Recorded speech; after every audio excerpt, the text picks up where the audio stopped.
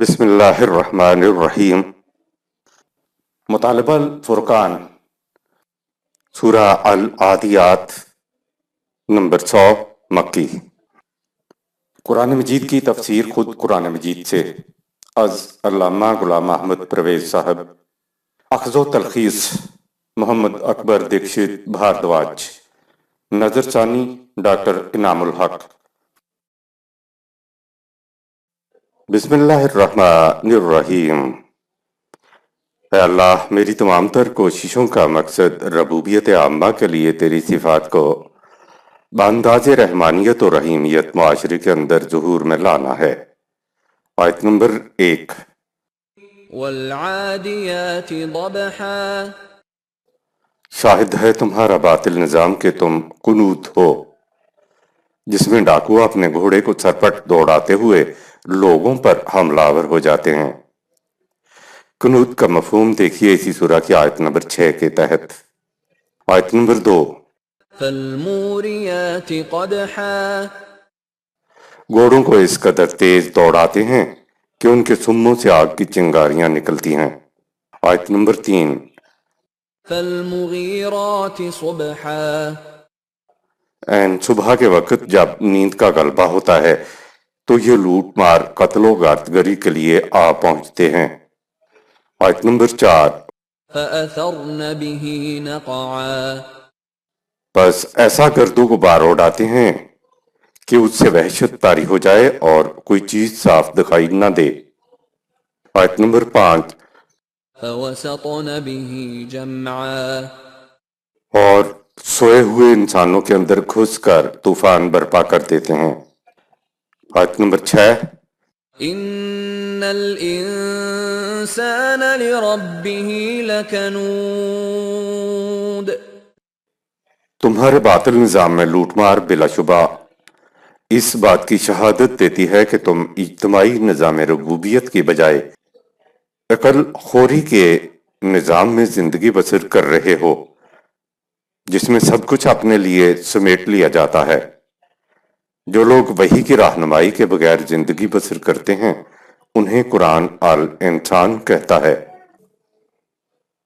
اس سورت کی پہلی 5 آیات میں قرآن کریم نے اس بات کی تصریح نہیں کی کہ ان میں کن جماعتوں کا ذکر ہے۔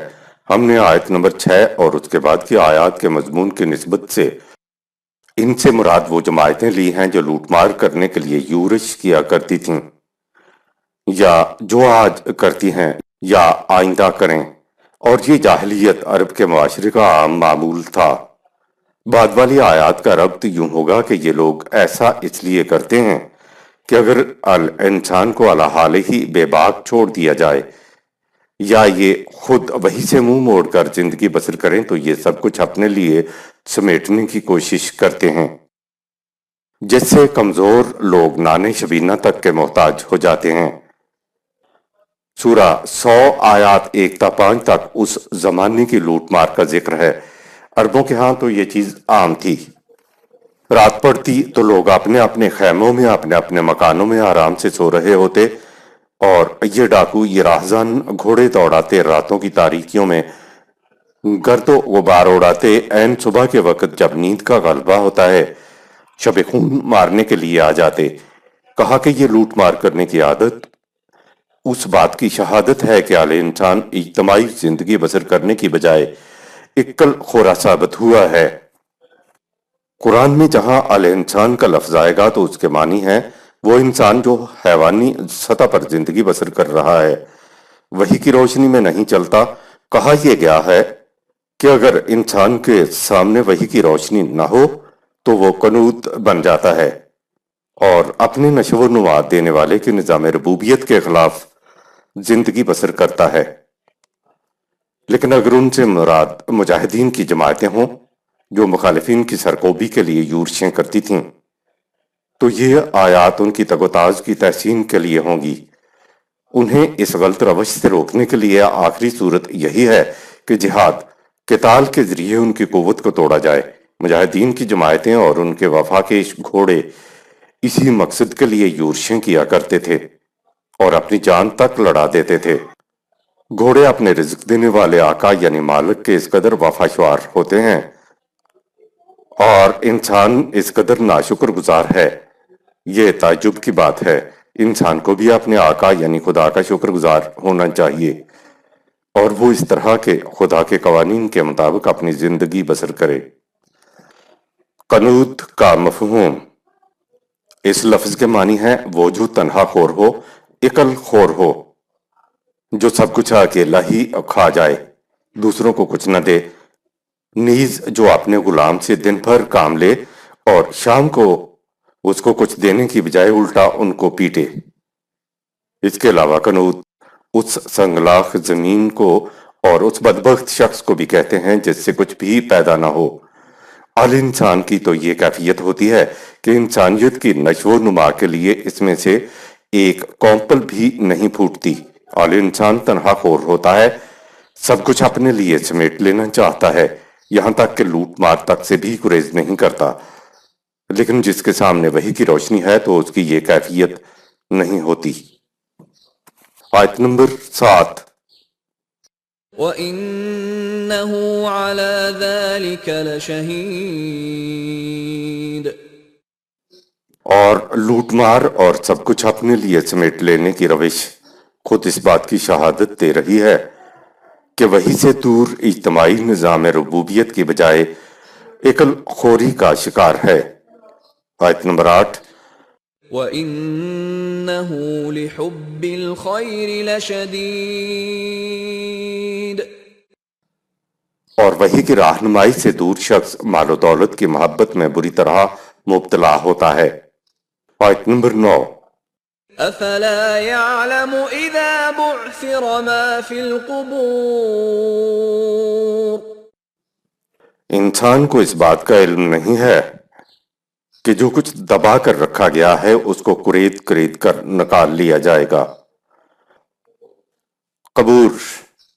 اس لفظ سے تو سمجھ یہ آتا ہے کہ سچ مچ کے دفینے زمین میں دبے ہوئے ہیں اور انہی کو نکالا جائے گا۔ آیت نمبر 10۔ وَحُصِّلَ مَا فِي الصُّدُورِ۔ اور سینوں میں دفن خفیہ رازوں کو بھی ہمارا قانون مکافات بے نقاب کر دے گا۔ آیت نمبر 11۔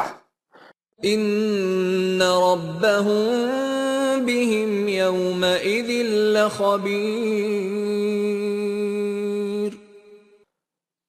مخفی خزانے تو انقلابی دور میں سامنے آئیں گے، اور سینوں میں مخفی راز ظہور نتائج کے وقت سامنے آئیں گے، لیکن خدا تو آج بھی ان سے آگاہ ہے۔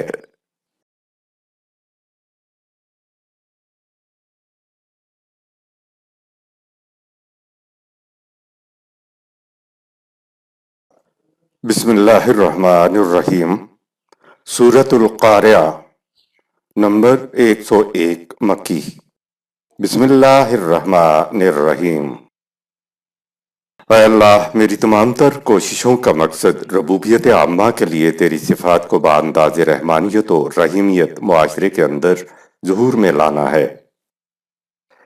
قرآن کریم کی ان آخری صورتوں میں یہ بتایا گیا ہے کہ حق و باطل میں وہ ٹکراؤ، وہ تصادم و تزاحم جو خفیف انداز سے چلا رہا تھا، اب وہ انتہائی شدت اختیار کر گیا ہے۔ ان صورتوں میں یہ بھی بتایا گیا ہے کہ حق و باطل کی یہ کشمکش اب ایسے مرحلے میں پہنچ گئی ہے جہاں باہمی ٹکراؤ ناگزیر ہو گیا ہے، اور یہی وہ ٹکراؤ ہے جس کے بعد حق غالب آئے گا اور انقلابی معاشرہ قائم ہوگا۔ اس پس منظر میں آگے بڑھیے۔ آیت نمبر 1۔ القارعہ۔ ہاں، کھڑکھڑا دینے والا عظیم انقلاب یا ہنگامہ کے عظیم تصادم عنقریب رونما ہونے والا ہے۔ آیت نمبر 2۔ ما القارعہ۔ تم کیا سمجھے کہ وہ کیا ہے؟ کھڑکھڑا دینے والا ہنگامہ کے عظیم تصادم۔ آیت نمبر 3۔ وما ادراک ما القارعہ۔ اور تمہیں خدا کے سوا اور کون بتا سکتا ہے کہ ہنگامہ کے عظیم تصادم حقیقت میں کیا ہے؟ لو سنو۔ القاریہ کا مفہوم۔ یہ لفظ دو چیزوں کے آپس میں ٹکرانے کے لیے بولا جاتا ہے۔ کسی چیز کو کسی دوسری چیز پر مارنے کے لیے بولا جاتا ہے۔ اس میں ٹکراؤ اس انداز سے ہوتا ہے جیسے چکماک پر آگ جلانے کے لیے پتھر مارا جائے اور اس سے شعلہ نکلے۔ پھر اس ٹکراؤ سے جو تباہی آتی ہے اس کے لیے عرب اس لفظ کو بولتے تھے، نیز جس کھیت کو جانور اس طرح چر جائیں کہ اس کا ستیہ ناش ہو جائے، اس کے لیے بھی عرب اس لفظ کا استعمال کرتے تھے۔ یہ القاریہ تو ہی کا لفظ ہے جس سے قرہ کا لفظ ہے، جسے ہم قرہ اندازی کہتے ہیں۔ اس لفظ کا مادہ کاف را عین ہے۔ پانسوں سے قرہ اندازی کی جاتی تھی۔ جب ان کو پھینکتے تھے تو وہ ایک دوسرے سے ٹکراتے تھے، اس ٹکرانے کی وجہ سے اسے قرہ کہتے تھے۔ قرہ اندازی کے معنوں میں یہ لفظ قرآن کریم میں نہیں آیا ہے۔ اس کے لیے دوسرا لفظ ازلام آیا ہے، کیونکہ عرب عام طور پر پانسوں کی بجائے تیروں سے فال لیا کرتے تھے، قرہ اندازی کیا کرتے تھے۔ آیت نمبر 4۔ يوم يكون الناس كالفراش المبثوث۔ اس عظیم تصادم میں باطل پہ جمے ہوئے عوام کی یہ حالت ہوگی جیسے بے حرکت منتشر پروانے۔ الناس قرآن کریم عام طور پر محکوم و رعایا قسم کے افراد کے لیے الناس کا لفظ استعمال کرتا ہے۔ کل فراش المبثوث کا مفہوم، برسات کی رات میں اگر رات بھر باہر بجلی کا لیمپ جلا رہے تو اس کے گرد پروانوں یعنی مچھر کی قسم کے اڑنے والے کیڑوں کا جھرمٹ آپ نے دیکھا ہوگا۔ یہ پروانے اپنی تیز حرکت مسلسل اور رقص پہم سے لیمپ یا بلب کے ارد گرد ایک دائرہ سا بنا لیتے ہیں۔ صبح اٹھ کر دیکھیں تو لیمپ کے نیچے ان بکھرے ہوئے پروانوں کا ڈھیر لگا ہوتا ہے۔ ان کی ساری تیز حرکت مسلسل مبدل بسکون ہو جاتی ہے، اس میں زندگی کا نام و نشان موجود نہیں ہوتا۔ یہ پروانے تیزی سے جھرمٹ کر کے آتے ہیں اور یزمردگی اور افسردگی سے گر جاتے ہیں، تو ان بے حس و حرکت زندگی سے محروم پروانوں کو الفراش المبثوث کہا جاتا ہے۔ یہاں کہا ہے کہ ٹکراؤ میں باطل کا ساتھ دینے والے عوام اور ان کے لیڈروں کی حالت بے حس و حرکت پڑے پروانوں کی سی ہو جائے گی۔ آیت نمبر 5۔ وَتَكُونُ الْجِبَالُ كَالْعِهْنِ الْمَنفُوشِ۔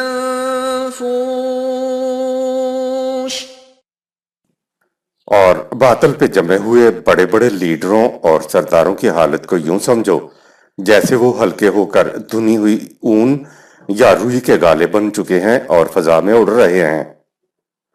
جبال کے لغوی معنی تو پہاڑ ہی ہیں، لیکن عربی میں مجازی معنی ہے لیڈر اور سردار جن کے کھونٹے گڑے ہوئے ہوں اور جو سمجھتے ہوں کہ ان کو کون ہلا سکتا ہے۔ اہن اور منفوش کا مفہوم، اہن بنیادی طور پر درخت کی اس شاخ کو کہتے ہیں جو خم کھا کر ٹیڑھی ہو کر اس طرح ٹوٹ جائے کہ درخت سے ابھی پوری طرح الگ نہ ہوئی ہو، یعنی ٹوٹ تو جائے لیکن دیکھنے میں جڑی ہوئی نظر آئے، لیکن حقیقت میں اس کی نشو و نما کا سلسلہ درخت سے ٹوٹ چکا ہو۔ اس کے بعد عربوں نے اس لفظ کو ہر اس شے کے لیے استعمال کیا جو دھنی ہوئی روئی یا رنگی ہوئی اون کی طرح اڑ رہی ہو، بکھر رہی ہو۔ اہن میں ٹوٹنے اور بکھرنے کا مفہوم ہوتا ہے۔ دوسرا لفظ ہے المنفوش، بھیڑ بکریوں کا رات کے وقت باڑے میں سے نکل کر اس طرح بکھر جانا کہ چرواہے کو خبر نہ ہو، تو اس طرح بکھر جانا آوارگی اور انتشار، یہ المنفوش ہے۔ یہاں کہا یہ گیا ہے کہ یہ بڑے بڑے جبال یعنی سردار جو اپنے مقام پہ جم کر بیٹھے نظر آتے ہیں، ان کی کیفیت کو یوں سمجھو کہ وہ الاہن المنفوش ہو جائیں گے۔ سرداروں کی سختی اور بلندی ٹوٹ کر دھنی ہوئی اڑتی ہوئی روئی کے گالوں یا اڑتی ہوئی اون کی طرح ہو جائے گی۔ لیکن یہ تو سارا کچھ تخریب ہی تخریب ہے، اس تخریب کا کیا فائدہ جس میں ساتھ ہی تعمیر نہ ہو؟ تعمیر کے لیے اگلی آیت دیکھیے، آیت نمبر 6۔ فَأَمَّا مَن ثَقُلَتْ مَوَازِينُهُ۔ پس عظیم انقلاب کی کامیابی کے بعد عدل و انصاف پر مبنی نظام قائم ہوگا اور جس شخص کے حسن عمل کا پلڑا بھاری ہوگا۔ آیت نمبر 7۔ فهو في عيشة راضية تو اس کی زندگی اس کی حسین آرزوؤں کے مطابق بہترین ہوگی۔ عیشتن عیش، عربوں کے ہاں روٹی کو عیش کہتے ہیں۔ یہ بڑی عیاشی ہے کہ کھانے کو روٹی مل جائے۔ راضیتن، ان کی زندگی ان کی آرزوؤں کے مطابق ہوگی۔ آیت نمبر 8۔ وَأَمَّا مَنْ خَفَّتْ مَوَازِينُهُ، لیکن جس کے حسن عمل کا پلڑا ہلکا ہوگا، یعنی تخریبی اعمال کا پلڑا بھاری ہوگا۔ ثقلت اور خفت موازینہ کا مفہوم۔ ثقل سے ثقلت ہے اور معنی ہے وزن میں بھاری۔ موازینہ کے معنی ہے تول میں وزن کرنے والی ترازو میں پلڑوں کا بھاری اور ہلکا ہونا۔ قرآن کریم کا یہ بڑا ہی عظیم اصول ہے۔ پلڑوں کے جھکنے اور اٹھنے پر موت اور حیات کا بھی دار و مدار ہے۔ تخریب و تعمیر کی کشمکش ہر آن جاری رہتی ہے۔ جہاں زندگی ہے وہاں یہ کشمکش جاری رہتی ہے۔ یہ جو ہم زندہ نظر آتے ہیں تو یہ ہماری زندگی کا پلڑا بھاری ہوتا ہے، جس کی وجہ سے ہم زندہ ہوتے ہیں۔ جب ہم مرتے ہیں تو ہماری زندگی کا پلڑا ہلکا ہو جاتا ہے، جس کی وجہ سے ہم مرتے ہیں۔ یہ کشمکش ہمارے اندر جاری ہے۔ سائنس سے پوچھئے کہ ہم اپنے ہر سانس میں تخریب کرنے والے کروڑوں جراثیم اندر لے جاتے ہیں، لیکن اندر قوت مدافعت ان کا مقابلہ کرتی چلی جاتی ہے اور ہم صحت مند رہتے ہیں۔ جب ہماری قوت مدافعت کا پلڑا ہلکا ہو جاتا ہے، یعنی تخریبی قوتوں کا پلڑا بھاری ہو جاتا ہے، تو ہم بیمار ہو جاتے ہیں۔ قوت مدافعت کو دوائی سے زیادہ کر دینے کو علاج کہتے ہیں، جس سے ہماری مدافعت کا پلڑا بھاری ہو جاتا ہے اور ہم بیماری سے صحت مند ہو جاتے ہیں۔ موت اس وقت آتی ہے جب تخریبی قوتوں کا پلڑا اتنا بھاری ہو جائے کہ مدافعتی قوت تخریبی قوتوں کا مقابلہ نہ کر سکے۔ مرنے کے بعد بھی مردے میں تھوڑی سی قوت ہوتی ہے، لیکن وہ اتنی طاقتور نہیں ہوتی کہ تخریبی قوت کا مقابلہ کر سکے۔ یہ ہے موت اور حیات۔ یہ جو کہا ہے کہ جس کا حسن عمل کا پلڑا جھکا ہوا ہوگا تو اس کی عیش کی زندگی ہوگی، تو اس سے یہ مراد نہیں ہے کہ جنت میں جانے والے گناہوں سے بالکل پاک ہوں گے، نہیں۔ مطلب یہ ہے کہ ان کے کھاتے میں گناہ تو ہوں گے، لیکن گناہوں کا پلڑا ہلکا اور حسن عمل کا پلڑا جھکا ہوا بھاری ہوگا۔ یہ تصور غیر قرآنی ہے کہ گناہ گاروں کو دھوبی کی طرح بھٹی پر چڑھا کر ان کے گناہوں کی میل کچیل کو دور کیا جائے گا اور پھر پاک و صاف ہو جانے کے بعد جنت میں داخل کیا جائے گا۔ انسان کو سامنے رکھیں تو اس میں لغزش کا امکان ہے۔ قرآن نے تو مومنین کے متعلق خود کہا ہے کہ یہ وہ لوگ ہیں جو ان تمام بڑے بڑے جرائم سے بچتے ہیں جو انسانی ذات میں اضمحلال پیدا کرنے کا سبب ہوں یا جن سے فواحش پھیلے۔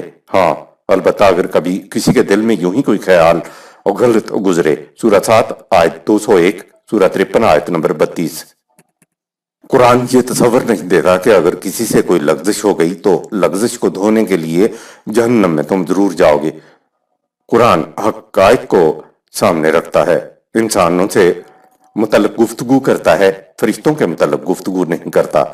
گناہ تو مومن سے بھی سرزد ہوتے ہیں، لیکن ان کی قوت مدافعت اتنی بھاری ہوتی ہے کہ وہ گناہوں پر غالب آ جاتی ہے اور مومن کو تخریب میں نہیں جانے دیتی۔ جن پر جنت وارد ہوگی وہ گناہوں سے بالکل پاک نہیں ہوں گے۔ ہاں، یہ ضرور ہوگا کہ ان کے حسن اعمال کا پلڑا بھاری ہوگا۔ گھر کے افراد کا تعمیری پلڑا بھاری ہوتا ہے، اس سے گھر کا نظام چل رہا ہوتا ہے۔ اگر یہ اصول سامنے نہ ہو اور گھر کے افراد کی چھوٹی چھوٹی باتیں پیش نگاہ ہوں تو گھر کے اندر ایک طوفان مچ جاتا ہے۔ گھر سے باہر بھی ہم صرف انہی سے توقعات نہیں بناتے جو تمام عیوب سے پاک ہوں، بلکہ ہوتا یہ ہے کہ جو شخص مجموعی طور پر بہتر ہے تو اس سے ہم تعلقات استوار کر لیتے ہیں۔ اگر ہم تمام عیوب سے پاک شخص کی تلاش میں لگ جائیں تو دنیا میں ہمیں کوئی ایک شخص ایسا نہ مل سکے۔ انسان کو فرشتہ نہیں بلکہ انسان تصور کرنا چاہیے۔ معصوم تو فرشتے ہوتے ہیں، انسان نہیں۔ قرآن کہہ یہ رہا ہے کہ تصادم کے بعد جو قوانین خداوندی پر مبنی نظام قائم ہوگا وہ جھکتے ہوئے پلڑے والوں کو خوشگوار زندگی بسر کرنے کے لیے عطا کرے گا۔ یعنی وہ عیش میں رہے گا۔ قرآن مومنین کی بات کر رہا ہے۔ مومن کی تو آرزوئیں وہ ہوں گی جو ان کے حسن عمل کے پلڑوں کو جھکاتی ہوئی چلی جائیں گی۔ نظام خداوندی میں اور اخروی زندگی میں انسان کی حسین آرزوؤں کے مطابق خوشگوار زندگی ہوگی۔ مومن کی آرزو قانون خداوندی کے مطابق ہوتی ہے، سورہ 81 آیت نمبر 29۔ اور جس کے حسن عمل کا پلڑا ہلکا ہوگا تو وہ ذلت کی پستیوں میں گر جائے گا، جہاں اس کا دل و دماغ کچھ کام نہیں کرے گا، اور وہ پریشان حال مارا مارا پھرے گا۔ آیت نمبر 9۔ فَأُمُّهُ هَاوِيَةٌ، یہاں دو لفظ ہیں، ایک امن اور دوسرا ہے ہاویہ۔ امن آگوش مادر کو کہتے ہیں۔ ہر کوئی جانتا ہے کہ آگوش مادر میں کس قدر سامان پرورش، اسباب راحت و تسکین ہوتا ہے، لیکن جس کے حسن عمل کا پلڑا ہلکا ہوگا ان کے لیے یہ آگوش ایسی ہوگی جس میں سامان نشو و نما اور ارتقاء ملنے کی بجائے وہ پستیوں اور ذلتوں کے گڑھے میں گرے ہوئے ہوں گے۔ دوسرا لفظ ہے ہاویہ۔ اس لفظ کے معنی ہوتے ہیں عقل اور فکر کا اتنا پریشان ہو جانا کہ کچھ سوچ بوجھ میں ہی نہ آئے کہ میں کیا کروں۔ جس کے حسن عمل کا پلڑا ہلکا ہوگا وہ آگوش مادر کی بجائے پستیوں اور ذلتوں کے ان گڑھوں میں جائے گا جہاں ان کی عقل و فکر کو کچھ سجھائی نہ دے سکے گا کہ میں کیا کروں۔ آیت نمبر 10۔ وَمَا أَدْرَاكَ مَا هِيَهْ، اور ان ذلت کی پستیوں کے متعلق تمہیں خدا کے سوا اور کون بتا سکتا ہے کہ حقیقت میں یہ کیا ہیں؟ لو سنو۔ آیت نمبر 11۔ نَارٌ حَامِيَةٌ،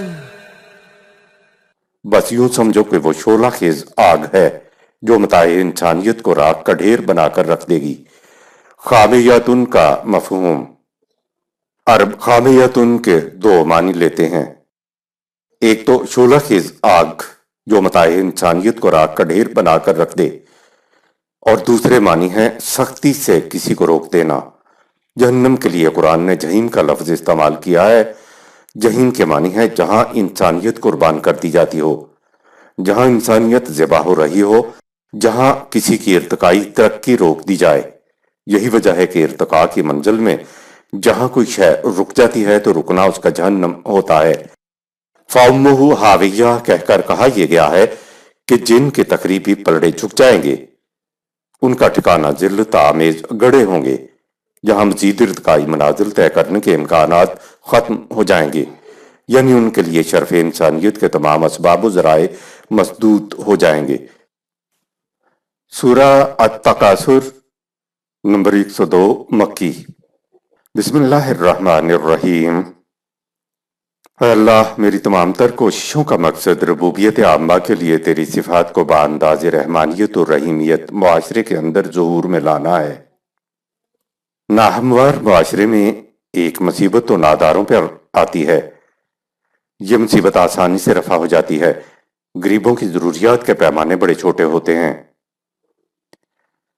ان کو بنیادی ضروریات مل جائیں تو ان کی مصیبت ختم ہو جاتی ہے، لیکن دوسرا گروہ وہ ہے جن کو جتنا ملتا جائے ان کی مصیبتیں بڑھتی چلی جاتی ہیں۔ یہ مالداروں کا گروہ ہے جو سرمایہ کے اوپر معاوضہ لیتا ہے، اس کو ربا والا گروہ بھی کہتے ہیں۔ ایسے گروہ کی مثال قرآن نے یہ دی کہ ان کے اضطراب کی کیفیت یہ ہوتی ہے جیسے ان کو کسی سانپ نے ڈس لیا ہو۔ یہ تکاثر والا گروہ ہے۔ آیت نمبر 1۔ أَلْهَاكُمُ التَّكَاثُرُ، تمہیں مال و دولت اور جاؤ منصب میں ایک دوسرے سے آگے نکل جانے کی ہوس نے غفلت میں ڈالے رکھا۔ سورہ 57 آیت 20، سورہ 83 آیت نمبر 26۔ الہا، اکثر ایسا ہوتا ہے کہ بچوں کو کوئی چیز لانے کے لیے بازار بھیجیں تو وہ عموماً بھول جاتے ہیں کہ منگوائی گئی چیز کا گھر انتظار ہو رہا ہے اور کسی کام میں مصروف ہو جاتے ہیں۔ وہ بھول جاتے ہیں کہ کس کام کے لیے گھر سے نکلے تھے۔ ہر وہ جاذبیت جو انسان کو اس مقصد سے غافل کر دے جس کے لیے وہ نکلا تھا، عربوں کے ہاں اس غفلت کو الہا کہا جاتا ہے۔ غفلت میں ڈالنے والی چیز تکاثر کا مفہوم۔ انسان کو غفلت میں ڈالنے والی چیز تکاثر کا جذبہ ہے۔ یعنی دوسروں سے زیادہ مال و دولت اور جاؤ منصب حاصل کرنے میں آگے ہی آگے بڑھتے چلے جانا۔ ایسے شخص کا مقصد حیات بس تکاثر رہ جاتا ہے۔ تکاثر یعنی آگے بڑھنے کے جذبہ کے لیے قرآن نے سورہ الحدید میں کہا، اعلموا انما الحياة الدنيا لعب ولهو وزينة وتفاخر بينكم وتكاثر في الأموال والأولاد۔ سورہ 57 آیت نمبر 20۔ یاد رکھو طبعی مفاد دنیاوی مفاد کی حیثیت قرآن کے دیے ہوئے بلند تصور کے مقابلے میں کھیل تماشے کی سی ہے، جس سے کچھ وقت کے لیے دل بہلا لیا جائے یا زیبائش و آرائش کر لی جائے، یا اس پر فخر کر لیا جائے کہ میرے پاس دوسروں کے مقابلے میں بہت زیادہ ساز و سامان یا مال و دولت ہے اور اولاد ہے۔ قرآن کہتا ہے کہ دنیا کی نعمتیں ہم نے حرام نہیں کی ہیں، لیکن اگر یہ چیزیں ضروریات کی چیزیں ہونے کی بجائے تکاثر کا موجب بن جائیں، تفاخر کا موجب بن جائیں، سب سے آگے بڑھ جانے کا جذبہ پیدا کر دیں، تو انسان اپنے اصلی مقصد حیات سے غافل ہو جاتا ہے۔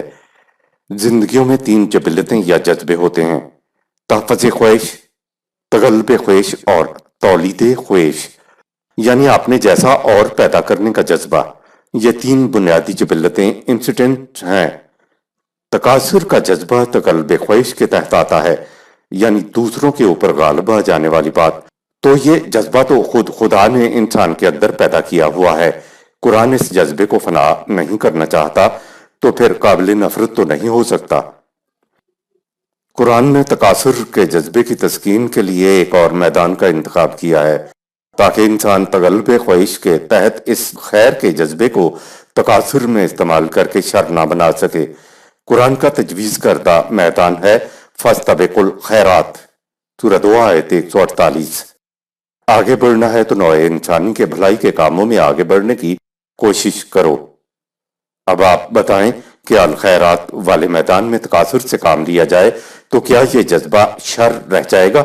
اگر خدا نے یہ جذبہ نہ رکھا ہوا ہوتا تو انسان الخیرات کے میدان میں کیسے آگے بڑھ سکتا تھا؟ ایک اور مقام پر یہی بات ایک اور طریقے سے کہی گئی ہے کہ ختامہ مسک وفی ذالک فلیتنافس المتنافسون۔ شراب کی بوتلوں پر تقویت بخش مشک کی مہریں لگی ہوں گی۔ یہ ہیں زندگی اور توانائی کو بڑھانے والے اسباب و عناصر، جن کے حصول کے لیے تمہیں ایک دوسرے سے آگے نکل جانے کی کوشش کرنی چاہیے۔ مسابقت کا صحیح میدان یہ ہے کہ تم ربوبیت عامہ میں ایک دوسرے سے آگے بڑھنے کی کوشش کرو، اس سے تمہیں زندگی بخش شراب رحیق ملے گی۔ سورہ 57 آیت 20، سورہ 102 آیت 1۔ آیت نمبر 2، حتى زرتم المقابر۔ مذموم حوث کی تو یہ کیفیت ہے کہ جتنا حاصل کرتے چلے جاؤ یہ اتنی ہی بڑھتی چلی جاتی ہے، یہاں تک کہ انسان قبر کے گڑھے تک جا پہنچتا ہے، یعنی موت آ جاتی ہے۔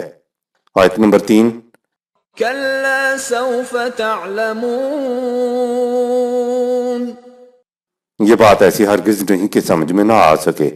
اگر جذبات سے ہٹ کر ذرا عقل و فہم سے کام لو تو تم بہت جلد جان لو گے کہ یہ تکاثر والی روش کس قدر تباہ کن ہے۔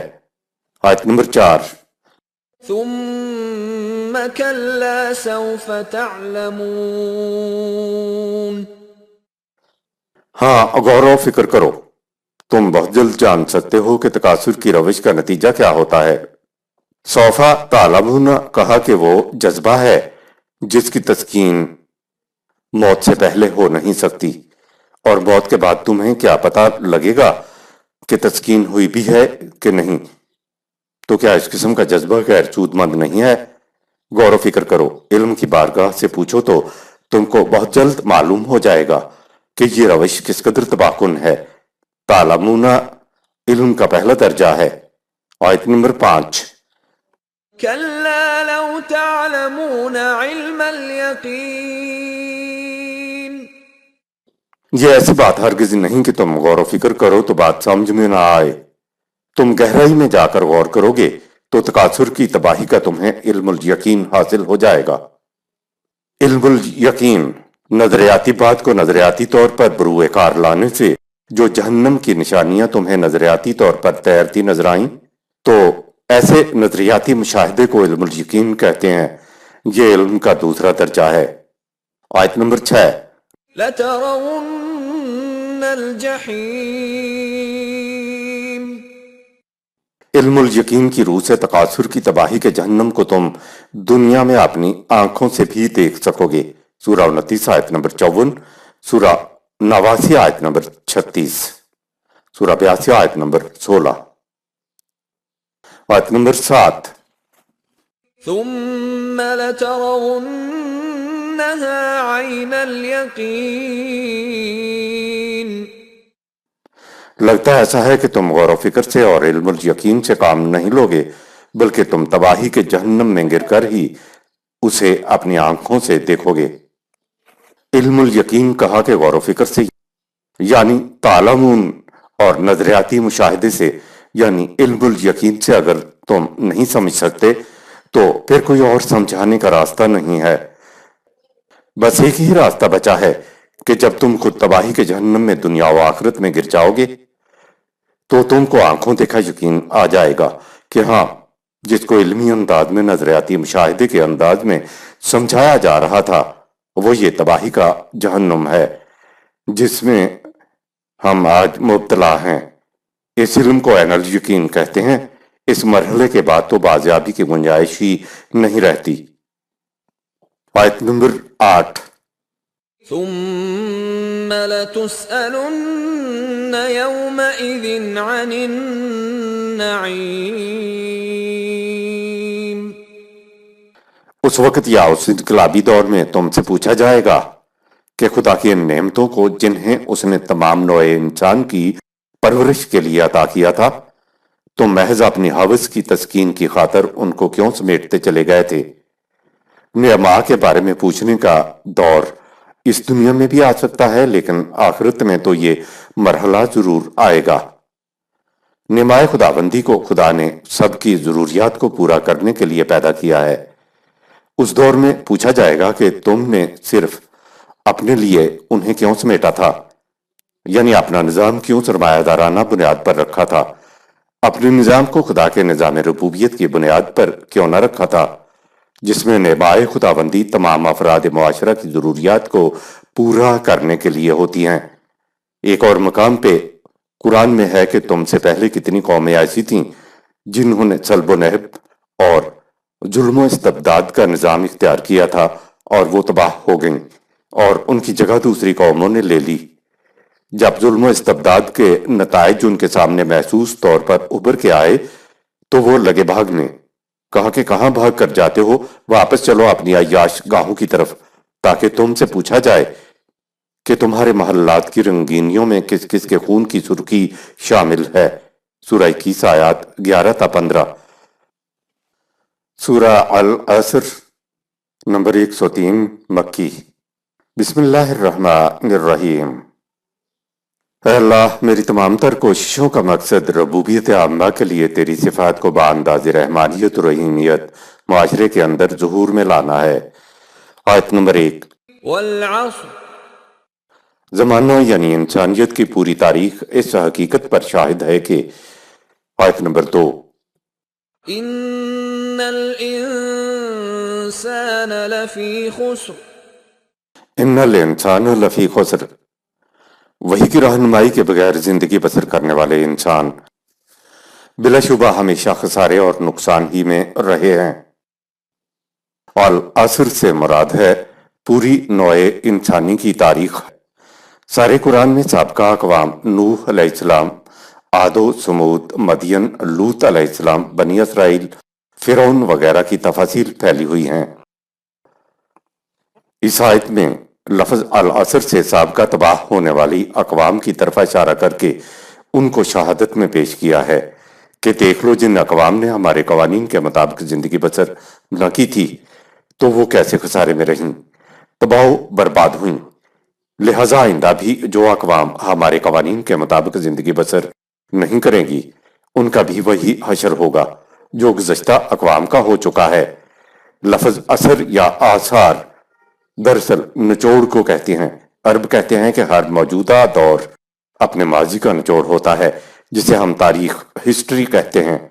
عرب اس کو اثر کہتے ہیں، گویا تاریخ ماضی کا نچوڑ ہوتی ہے۔ اثر کا لفظ قوم، زمانے یا تاریخی زمانے کے لیے بھی آتا ہے۔ الاثر در حقیقت ماضی کے تمام تجربات کا نچوڑ سامنے ہوتا ہے۔ تمام انسانیت تو خسارے میں رہی، لیکن اس میں استثناء بھی ہے کہ وہ خسارے میں نہیں رہے۔ ان کا ذکر اگلی آیت میں آیا ہے۔ آیت نمبر 3۔ إلا الذين آمنوا وعملوا الصالحات وتواصوا بالحق وتواصوا بالصبر۔ بس وہ لوگ خسارے سے بچتے رہے اور کامیاب و کامران ہوتے رہے۔ نمبر 1، جو قوانین خداوندی کی صداقت پر یقین رکھتے رہے۔ نمبر 2، جو ان قوانین کے مطابق ایسے اعمال صالح کرتے رہے جن سے معاشرے کے معاملات سنور جائیں اور معاشرے میں ہمواریاں پیدا ہو جائیں۔ نمبر 3، جو اجتماعی زندگی بسر کرتے ہوئے معاشرے میں نہ صرف اپنے فرائض الحق ادا کریں بلکہ وہ اپنے ساتھیوں کو بھی فرائض الحق کی ادائیگی کی تلقین کرتے رہے۔ نمبر 4، جو عائد فرائض کی ادائیگی میں جس قدر بھی مشکلات ان کے راستے میں آئیں ان سے نہ گھبرائیں اور اپنے معاشرے کے ساتھیوں کو بھی فرائض کی ادائیگی میں مشکلات کا مقابلہ کرنے کے لیے ثبات و استقامت سے ڈٹے رہنے کی تلقین کرتے رہے۔ جن اقوام نے سورہ 103 آیت 3 کے اصولوں پر زندگی بسر نہ کی، ان کی زندگی ناکامیوں اور نامرادیوں کی حسرت انگیز داستانوں کے سوا کچھ اور نہیں۔ تاریخ کے اوراق اس پر شاہد ہیں۔ الانسان کا مفہوم۔ الانسان سے مراد وہ انسان یا وہ قوم ہے جو وحی کی رہنمائی سے بے نیاز ہو کر زندگی بسر کرے۔ الانسان کہتے ہی اس قوم کو ہیں جو وحی کی رہنمائی کے بغیر ہو یا وحی سے اعراض برت کر زندگی بسر کر رہی ہو۔ ایسے انسان پر پھر حیوانی پہلو غالب ہو جاتا ہے۔ اس روش کا انجام خدا خود ہی بتا رہا ہے کہ خسارہ ہے، تباہی و بربادی ہے، لیکن کچھ انسان یعنی کچھ اقوام تاریخ میں تباہی و بربادی سے بچتی بھی رہی ہیں۔ ان بچنے والوں میں اوپر سورہ 103 آیت 3 میں دی گئی 4 خوبیاں ہوتی تھیں۔ نمبر 1، الذین آمنوا کا مفہوم۔ وہ لوگ جو اقدار خداوندی کی صداقت پر یقین رکھتے ہیں وہ آمنو سورہ 103 آیت 3 کے زمرے میں شمار ہوں گے۔ صرف یقین رکھنے سے کچھ نہیں ہوتا، آگے پھر اقدار خداوندی یا قوانین خداوندی کے مطابق کام بھی کرنا ہوتا، جنہیں عمل صالح کہا جاتا ہے۔ مکان بنانے کے پورے یقین سے مکان نہیں بنتا تب ہی ہے جب اپنے یقین کے مطابق اس کو عملی طور پر بنائیں گے۔ یقین تو عمل کی بنیاد ہوتا ہے۔ ظاہر ہے کہ مکان کی بنیادیں قائم کیے بغیر آپ مکان تعمیر نہیں کر سکتے۔ ایمان و عمل صالح کا تعلق مکان کی بنیاد اور مکان کی تعمیر جیسا ہے۔ اگر مکان کی بنیادیں پہلے قائم کی ہوئی ہوں گی تو پھر ہی مکان کی تعمیر ہو سکے گی۔ یا آپ بیمار ہوتے ہیں تو اس ڈاکٹر کے پاس جاتے ہیں جس پر آپ کو یقین ہو کہ وہ ماہر ڈاکٹر ہے۔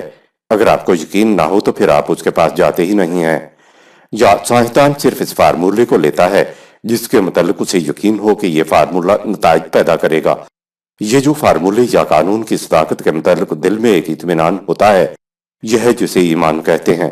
لہٰذا ایمان و یقین تو پہلی چیز ہے جس سے عمل کا چشمہ پھوٹتا ہے۔ اگر یہ یقین ہو کہ فارمولہ نتائج پیدا نہیں کرے گا تو کوئی باہوش شخص آگے بڑھتا ہی نہیں ہے۔ یہ ایمان کا کام کہ انسان کو آگے بڑھاتا ہے۔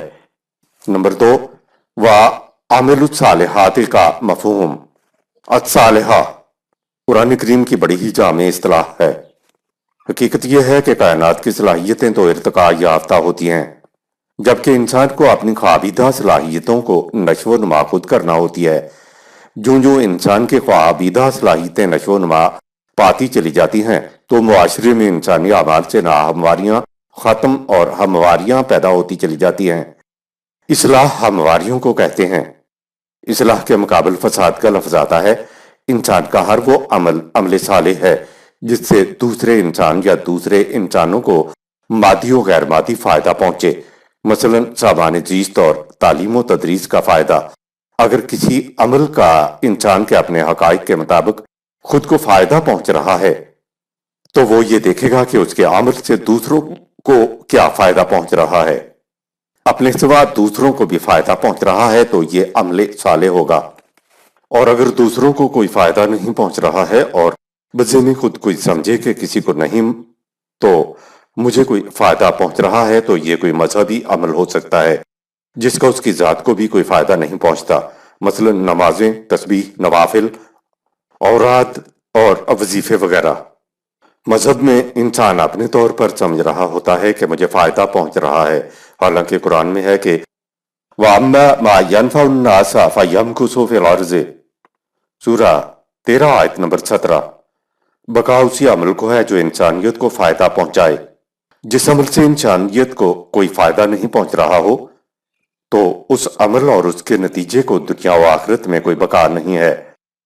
जब बका नहीं है तो फायदा क्या देगा। मजहब इस्लाम की नमाज और दीन इस्लाम की असलात के नतीजे में फर्क है। मजहब की नमाज का ऊपर आयत की रोशनी में कोई नतीजा नहीं होता क्योंकि इस अमल से दूसरों को फायदा नहीं पहुंचता, जबकि दीन इस्लाम की नमाज का इस दुनिया और आखिरत दोनों में नतीजा निकलता है। नंबर 3, वतवासो बिल हक के तवासी बिल हक। ग्रामर के एतबार से तवासो के मानी होते हैं एक दूसरे को कुछ कहना और उसके आम मानी होते हैं तलकीन करना, ताकीद करना। किसी से कुछ कहना यानी एक इज्तिमाई निज़ाम होता है, इसमें वो एक दूसरे से ये कुछ कहते हैं। दूसरा लफ्ज अल हक है। ये लफ्ज सच्चाई, ट्रुथ के लिए भी आता है। रॉन्ग की उलट राइट यानी इस्तेहकाक के लिए भी आता है, जिसे कहते हैं एज ऑफ राइट बतौर हक के, और बातिल के मुकाबले में जो हक होता है उसके लिए भी आता है। और राइट यानी हक वो भी है जो किसी का हक बनता है।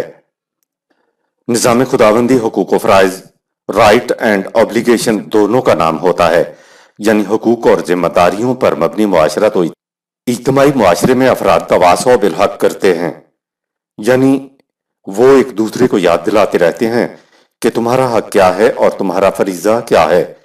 एक लफ्ज में ही ये दोनों बातें आ जाती हैं। मुआशरा में फराइज और हकूक लाजम मलजूम है। मुआशरे में हर फर्द पर जिम्मेदारियां ऑब्लिगेशन आयद होती हैं। वो फराइज को पूरा करता है तो उसका हक मुआशरे पर वाजिब हो जाता है। पहले फराइज की अदायगी है, उसके बाद फराइज अदा करने वाले का हक बनता है। दूसरी सूरत यह है कि मुआशरे में अफराद के कुछ हुकूक मुतय्यन होते हैं। यह मुतय्यन हुकूक इस्लामी मुआशरा उनको देता है जो जिम्मेदारियों को, फराइज को, ऑब्लिगेशन को पूरा करते हैं। फर्द अगर जिम्मेदारियां पूरी नहीं करता तो उसको मुआशरे से कुछ लेने का कोई हक नहीं, और अगर मुआशरा उसका मुतय्यन हक नहीं देता तो मुआशरे को उस पर जिम्मेदारी भी आयद करने का कोई हक नहीं है। यह हुकूक फराइज का असूल है। मुआशरा बनता ही इस तरह से है। आपके यहाँ जो मजदूर काम करने के लिए आता है तो मुआवजे का हक काम करवाने वाले पर उस वक्त बनता है जब वो सारे दिन काम करे। अगर वो काम नहीं करता तो उसका कोई हक भी नहीं बनता। मजदूर सुबह काम पर आते ही आपसे मजदूरी नहीं मांगता क्योंकि उसने अभी अपनी जिम्मेदारी को पूरा नहीं किया होता। जब वो पूरे दिन काम कर लेता है तो वो खैरात नहीं मांगता बल्कि वो अपना मुतय्यन हक मांग रहा होता है। अगर आपने उसकी मजदूरी नहीं दी तो आपने उसका हक नहीं दिया। यह है हकूक व फराइज, राइट्स एंड ऑब्लिगेशन की कुरान की बात।